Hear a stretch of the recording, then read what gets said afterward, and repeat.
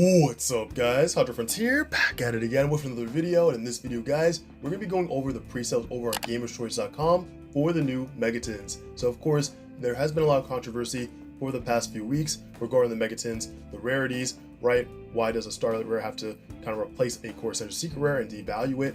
But overall, I just want to point out that the reprints are good for players, right? For cards like Dominus Impulse, Dominus Purge, those kind of cards needed reprints, and I'm not saying reprints are bad, but at the same time, it's just they know what they're doing with that. So going into this, right, and of course going into should you be buying on pre-sale. So let's start off with, of course, the deck cores.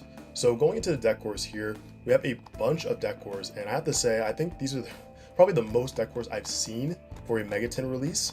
So starting off with the yugioh deck core for about 50 bucks.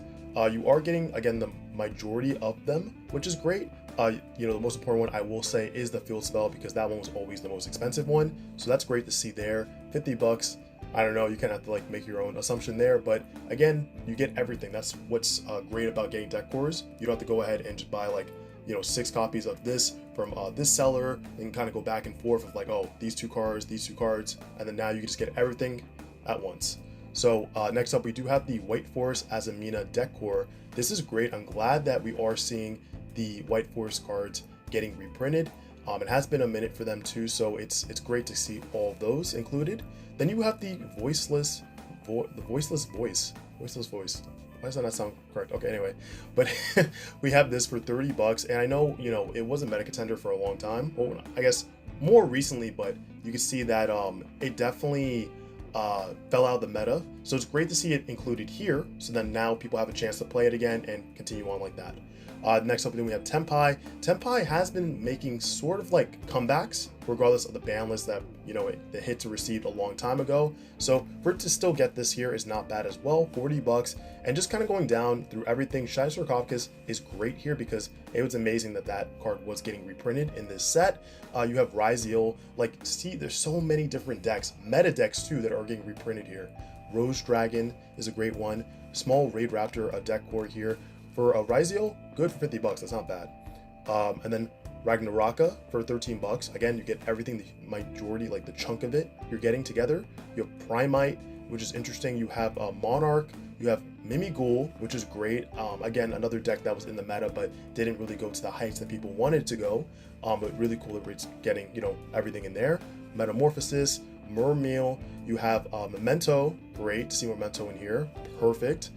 Malice as well, 60 bucks. Hey, you get everything. It's still a meta contender. And definitely go ahead and check out the last video we did the other day regarding the top 5 decks for September 2025. And we have Magister deck core, just $4. Again, then smaller deck cores here. So it's really good. All the deck cores they have here. Again, if there's something that you need, especially the Bestials, like Bestials, now 90 bucks is crazy, but you get everything at once if that's something you're looking to do and you're trying to get them in a higher rarity. So overall, really good deck cores, pretty solid, especially if you're trying to take it to a local or a, you know, regional level event. So moving on, guys, to the Starlight Rares, very interesting here. We have Infinite Impermanence at $35, and you have SP Lunite at $30. So you have a over $200 Quarter Century Secret Rare version versus a $30 Starlight Rare. Which version do you choose? You go with the Starlight Rare version for 30, right? Especially if you're a new player, you're like, oh wow, this is a cool card. It does what? I'm gonna get this. And then slowly over time, you know, it's gonna replace it. Now, to be honest with you, I don't know if, because usually, historically, how the Megatins go, they'll continuously just keep reprinting stuff from the tins for later sets, so it devalues the tins itself. You could even start checking out the last year's tins. It's already happening with Raigeki, the alt art. They said they would never, you know, it was understood they would never actually reprint on like an actual alt art. Now they're doing it, and it's in a higher rarity in this set. So not to make this a whole rant, but just to say that, you know, nothing is really safe. So 30 bucks is interesting. So I think a lot of prices here are kind of just testing, you know, the waters, and over the next few days, things will change, things will sell out. Remember, this is day one. I guess when I'm recording, this is day one, but this is day 2 for you guys. But anyway, so not a bad price to test it out because people are kind of iffy on it, you know? Do they want it, do they not? Bestial Druid's Worm, 12 bucks. I mean, a good price for that, a Starlight Rare. Regeki, again, the old art, if you want a Starlit Rare, $10. At that point, you might as well just get a Starlit Rare compared to the last year's version. Pot of Greed is interesting at $10, even though it has the quarter center secret rare. And again, it's like when they make those specific sets that have like for example, the pot set, where it was, I believe, 5 or 6 pot cards and quarter center secret rare, the only way to get it was through there. And that was nice, right? It gave it value. Now, Pot of Greed, $10 Starlit Rare. Which one are you gonna go for? You're gonna go for this one, of course, right? If you want a higher rarity. So, you know, again, it's not bad. I mean, $10 is $10. I think people will definitely buy into it just because it's Pot of Greed, right? What does it do? I don't know, but it's Pot of Greed. And then we have Nightmare Apprentice. Really cool. I've not seen much of Illusion, but I know people are mixing it into different decks, so that's something as well. Harpy's Feather Duster, again, another old art, but $10. You might as well go for that instead then. And you have another, of course, Bestial card. Same thing with the Baldrake. Really cool to see this one in here too, though, because this was only like a common and an ultra. Then you have Spirit with Eyes of Blue. I mean, again, it was a structure deck card, and they never really reprinted structure deck cards as well. So it's interesting to see that this is in here as well. We have a Shining Sarcophagus, of course. You have the Unstoppable Exodia. Nice to see that in here because the QCR was getting expensive. And if we're going the way of reprinting stuff, you might as well throw it in there. Retaliating Sea, cool to see because, again, get it? I think the highest was an ultra rare or maybe secret. And then we're seeing Full Metal as well for $10. I mean, for $5, it's not bad. Number 90, not a bad pick, honestly. I mean, it's a great card to see, you know, like in Blue Eyes and other decks, so definitely a nice staple there. And then we do have Heart of the Blue Eyes. You have Miracle Fusion. Funny about this, I think I bought this the other day, maybe a month ago, for about like $10 each. So it is what it is. We take something else sometimes. Oh, Gamma Cell, nice to see this as a Starlight Rare because this never got a quarter center secret rare. And if you Bell the Loving Defender, great as well for $3 when the Starlight, you know, quarter center secret rare was. Anyway, though, White Rose, we're not going through all of them, but those were more of the honorable mentions that I wanted to talk about. Starlight Road, really cool to see this one in here as well. Again, just, you know, I'm a huge fan of 5D, so of course you guys already know. And then, again, this makes me sad, but I should have sold my copy. It is what it is. And then, really, big surprise, I do like the Dual Link Dragon, the Dual Dragon when it got announced. I'm definitely going to buy a few copies of these just to have, because for my binder, just to kind of hold some, because again, it's a prize card, like in a high rarity, so it's pretty cool. And then I think at some point, I keep saying this, like Fire Kings will come back, so this is a great pick if you guys are looking to buy cards. Like, definitely, that's a good one. And then older formats, Chaos Sorcerer 2 has been heavily sought after, so might want to go that route as well. And then I would say that Chaos Levineer is not bad too, especially if Dragon Link does come back in full force. And that's pretty much it for me. I mean, Temple of the King's not a bad pick, but Bottomless Trap Hole as well for older formats. And then we'll go to page 3, and it's just these two cards.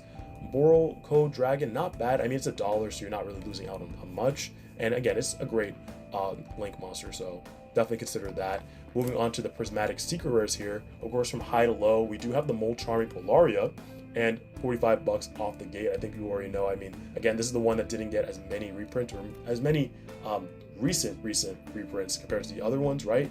So with this one, I think I will probably just try to pull it, or hopefully I just, you know, I'll wait until it goes down to see where the market goes with this, but I'm not going to get my copies now. Again, up to you guys. Would you buy them now, or would you just wait? Again, the whole thing with pre-sale, you never know if it's going to go up or down, but things that are really cheap, like the Dual Dragon, I'll just pick up because, I mean, it's that cheap, right? It's probably just going to go up. So at that point, might as well just pick it up now. Indominus Purge plus the Impulse, really good here. So again, higher copies. I think this whole row right here is heavily sought after.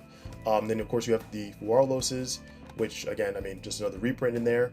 You do have the tracks, and again, $20, not a bad price, but I mean, you do want to at least have your 3 copies, if you, or even 2 copies, whatever ratio you're playing for your builds. So that's important to have. Next up, we have the Primite spell card here. And if you didn't pick this up for the previous reprint, if you're trying to play Blue Eyes or use the Primite deck in some shape or form, definitely grab it now because we might not see this for a while. And the Black Goat Laughs, definitely a top 10 pick up from this reprint set, because this card easily was $30+ and you guys already know how meta relevant it is. For $10 a copy, you can't beat that. And then finally, we do have the Queen of the Blazing Domain, a promo, oh sorry, can't say promo, an exclusive that's in the set, but it's not a promo, it's not included outside the set. So a great beater for 3k, plus it has a more de-shifter effect on your opponent. So that's great to see, always healthy for the game. And then we have Lacrima, the Crimson tier, and of course, great to see this reprint. Easily it was like 30 plus bucks. So definitely go ahead and grab your Fiendsmith engine before, you know, that just kind of just goes all the way up in price. And then we already talked about Throne, but again, great for $7, low for 7, not bad. And yeah, so just a lot of picks in this one. You have Silhouette Rabbit for 5. I mean, there's so many copies of Silhouette Rabbit at this point. And again, the Rise of cards are great too. I'm not going to go through all of them, but I do want to just point out the Dragon's Gate and of course Bot Herder for $5. Other exclusives in the set. Really cool cards, and guys, definitely go ahead and check them out in the effects to see if they're applicable to your strategies. But really cool. I already told you guys the White Forest cards, White Woods, definitely great to see here. And then we have the Rudris, the final bringer of the end times, a amazing rank 10, great reprint as well for $3. But yeah, a lot of just crazy cards in this reprint set. And let's go ahead into the ultra rares here. We have Metamorphosis just right off the bat for $2, and I have to say, like, you guys know how expensive this card was. And then of course we did get a reprint in Bonanza, but still, past that, $2 is not bad for a hollow Metamorphosis for more modern too, a card stock. And again, you have the Bestial Sereneer. You have other cards here, Senpai cards, and again, we won't go through everything, but really just want to point out the Metamorphosis. And then finally we have the commons, and I don't know if there's anything, I guess, notable being reprinted as a common, but if you guys do find anything, let me know down below. Guys, that's pretty much all we have to talk about for this pre-sale set. Overall, I would say that it's great to buy the reprints if they're insanely low. Now, if it's a card like Perlaria, I would actually just wait and see how the market responds to it, right? Because I think once it comes out, everything's going to kind of go down, and then you can kind of purchase it. But again, what are your methods when it comes to pre-sale? Do you wait, or do you purchase on some things, right, that you just can't wait for? Let me know down below, of course, what you guys do. But guys, if you like the video, make sure to give it a huge like, comment down below your thoughts, and of course, you guys are not subscribed to the channel, what are you doing? Go ahead and hit that subscribe button and turn that notification bell on so you're notified the next time I upload new videos. All right, guys, I'll catch you in the next one. Hopefully you enjoy the rest of your day or night, and I will see you in the next video. Peace.